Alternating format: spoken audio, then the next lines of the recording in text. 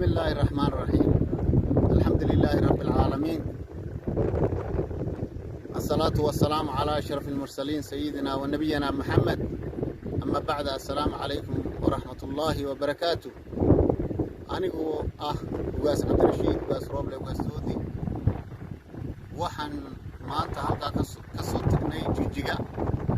waxaan u soconay dadkaygii oo muddo badan aanan is arag. kolkaan maraynay annagoo soconna ayaa isbaaran loo dhigtay. halkaana shacabkii soo dhaweynayay oo nabadgelyo aan ku soconnay ayaa waxaa la qabsaday ciidankii. markaa rasaas ayaa anigii iyo shacabkiiba hortayda lagula dhaqmay in lagu laayo. aad iyo aad baan uga xumaaday arrintaas. waxa weeye waxaan caddaynayaa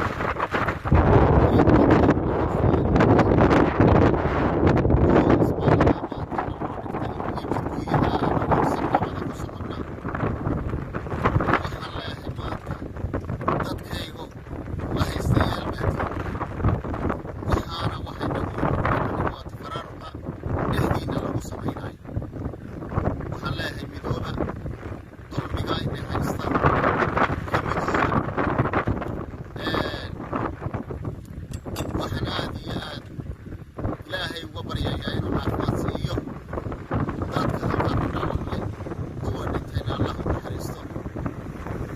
meel kastoo ila gaadho saraha geedkaabanba anigu dadkayga dulmiga haysta inaan caalamka gaadhsiiyo, adduunyada gaadhsiiyo. in la haystayaasha ummadayda in la haysto ee xoogga lagu haysto, in dadweynaha dowladaha jaarka meel walba ina gaadhsiiyo ayaa iga go'an.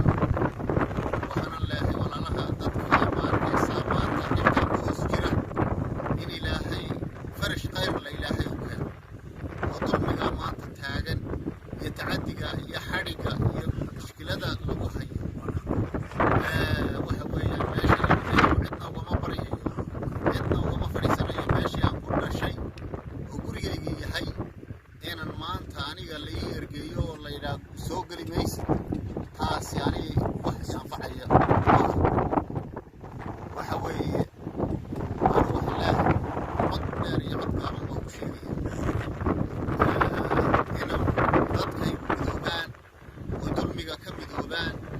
shaqalaanta dhalinyarada haysata baan ogahay. qabiilka lagu salaynayo iskoolashibyada iyo dhibaatada maanta lagu hayo shacabkayga ee loo ogolayna qabiil la eegaayo waan ogahay. cabashada dadkaygu sanado badan bay soo socotay. intii hore dowladihii hore soo maray axmed maxamed siiraayo laba jeer baan tegey oo dhulkaygaa si nabadgelyaha ugu tegey oo si fiican ii soo dhaweeyey. waxaan anugu markaan ugaas dhaqameed baan ahay, ugaas nabadgelyaan ahay. ugaas anugu ciidan wata ma yahayn, mana ihi. laakiin siyaasad ayaa layla dhaqmay, jidgooyaa laygu sameeyey. esana anu weligayna sheegin baan maanta sheegayaa in dadkayga esana haysato. muuse bixina uu ka mas-uul yahay waxaa maanta dhacaya.